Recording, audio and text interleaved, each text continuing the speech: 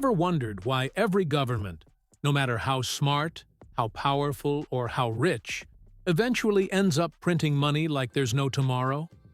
It's almost funny when you think about it. They always swear they'll be responsible. They say things like, "Don't worry, this is temporary," or "We're just stabilizing the economy," or the best one, "Inflation is under control."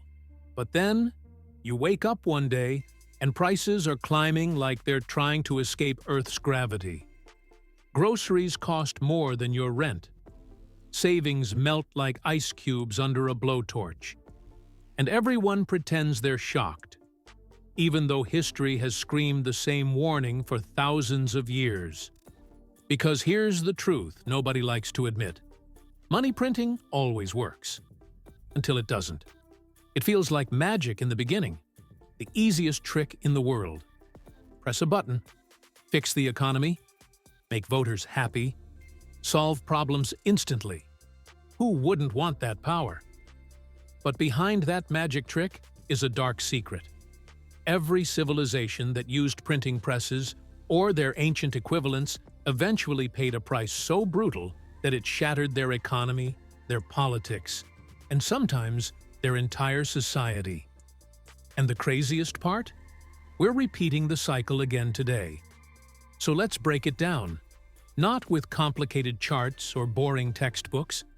Let's simply follow the same pattern that always unfolds when money printing shows up.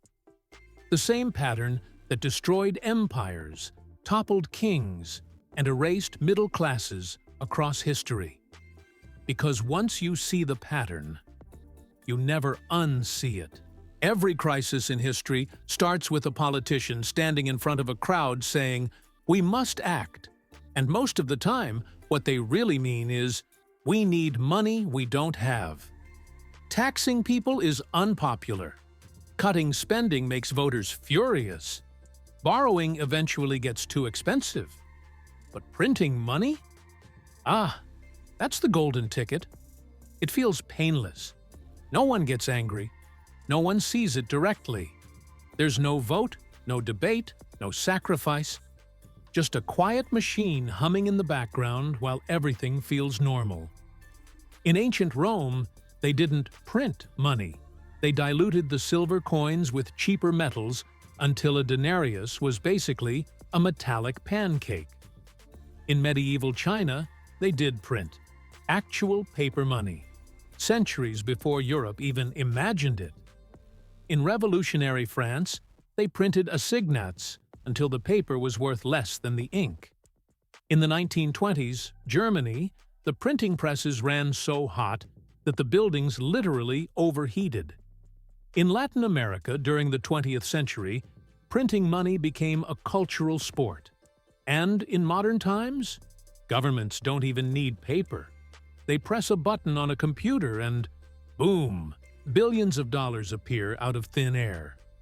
But the seduction is always the same. We'll just print a little, just enough to solve the problem, just enough to calm people down, just enough to stabilize the economy. Spoiler alert, it's never just a little. Not once in history. Here's the fun part. At first, money printing works perfectly. Prices stay stable, people feel good, businesses start hiring, banks lend more, and governments pat themselves on the back like they just discovered eternal prosperity. Leaders look like geniuses. Newspapers talk about innovation and policy brilliance, and citizens genuinely believe, maybe this time is different. It's the same dopamine hit every empire gets. Rome thought it cracked the code. China thought it invented limitless wealth. France believed paper money would rebuild the nation. Weimar Germany thought printing could cover war reparations. The United States, Europe, Japan, all think they can manage it responsibly. But here's the uncomfortable truth. Money printing is like turning the temperature down on a house that's on fire. It feels cooler, but the flames are still eating the walls. Governments feel like they're steering the ship. But really, they've grabbed the wheel after it already drifted into a storm. and the storm always gets worse. Let me tell you something nobody learns in school. Inflation doesn't come from printing money. It comes from people realizing you printed money. That time gap is deadly. Imagine you're at a party. Someone spikes the punch bowl. At first, the party gets more fun. People laugh, music feels better, everyone relaxes. No one notices the spike yet. But 2 hours later, people start collapsing. Money printing is the spike in the economic punch bowl. At first, wages look stable. Markets go up. Real estate goes up. Banks lend more. Consumers spend more. Government deficits magically shrink. Everything looks healthy because the new money hasn't fully leaked into the system yet. This delay, this little window of fake prosperity, is what convinces every government in history to keep printing. Because if everything still looks fine, why stop? And that's how every empire walks straight into disaster, smiling. Rome is the grandfather of inflation. When Rome needed money for wars, salaries, and grain subsidies, they didn't raise taxes. They melted old coins, added trash metals, and reissued them as new. People didn't notice at first. The government cheered. The economy looked alive. But gradually, soldiers demanded more pay. Merchants demanded more coins. Prices drifted higher. The poor couldn't buy bread. Trade collapsed. Confidence evaporated. Within a few decades, Rome's money became a joke. People stopped accepting it. Taxes were paid in goods instead of coins. The empire had effectively broken its financial engine. And it all started because printing money felt painless. After the French Revolution, France was broke. Completely. Like, the government can't pay for candles, broke.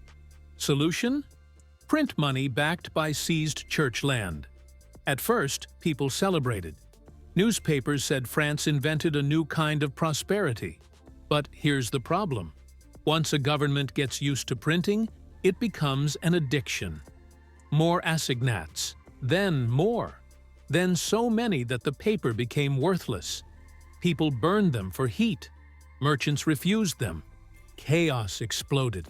France had to reset its entire financial system. All because printing money worked. For a while. Weimar is the poster child of inflation. Germany tried to pay war reparations with printed marks. At first, nothing went crazy. Then, the system snapped.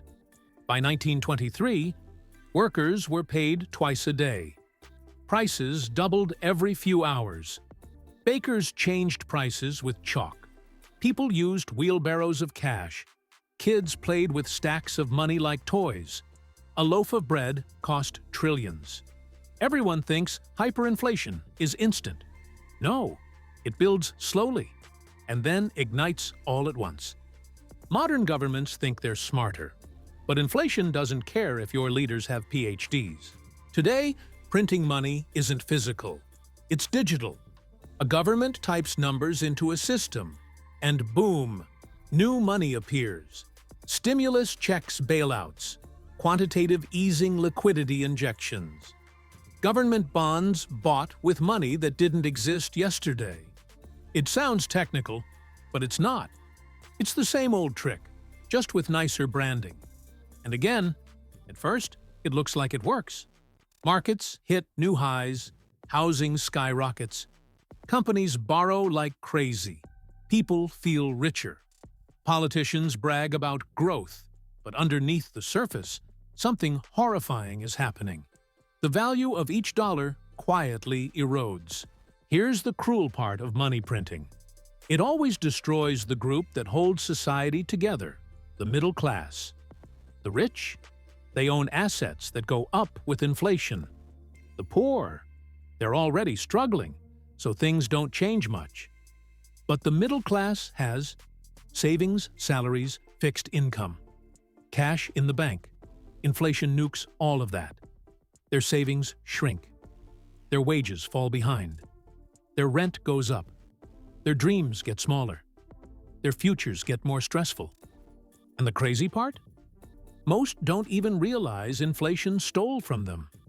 They think they failed personally. Money printing may sound like a technical issue, but for real people, it's devastating. If printing money is so destructive, why do governments keep doing it? Because once you start, stopping is even worse. If a government prints because it's broke, then stops printing, it becomes even more broke. If it prints to avoid recession, then stops printing, recession hits harder. If it prints to keep markets stable, then stops printing, markets collapse. At some point, printing money becomes like life support. You can't turn it off, even if it's killing the patient slowly. This is why every empire, not some, not many, every empire, eventually inflates its currency into oblivion. Inflation is like gravity. It doesn't matter if you believe in it. It doesn't matter if politicians say it's transitory. It doesn't matter if economists argue on TV. When too much money chases the same amount of goods, prices rise. Period. That's not ideology. That's math. Governments can hide it. They can manipulate statistics. They can blame companies, pandemics, wars, supply chains. They can do everything except change the fundamental reality. Printing money always ends badly because it always ends the same way. People lose trust in the currency. And when trust dies, the currency dies. Every single time. Here's something important. Currencies rarely collapse Hollywood style. Most die slowly, quietly, elegantly, like a candle burning out. A loaf of bread doesn't suddenly jump to $10,000. It goes to $3, then $4, then $5, then $7, then $10, then $15. And people just adapt because humans are insanely tolerant. Until one day, they're not. And when they're not, the system snaps. Savings wiped wages, worthless debts, impossible banks, unstable political chaos, social anger. Not because people hate the government, but because they finally realize the money isn't real anymore. Every generation thinks they're smarter than the last. Every empire believes they can manage inflation responsibly. Every leader thinks they understand the system better than those before them. But history laughs at them, because it's not a question of intelligence. It's a question of human nature. When things get hard, people choose the easy way out. And printing money is always the easy way, until it becomes the only way. And once a society reaches that point, collapse isn't an event. It's a math problem waiting for the last page. So here's the final truth.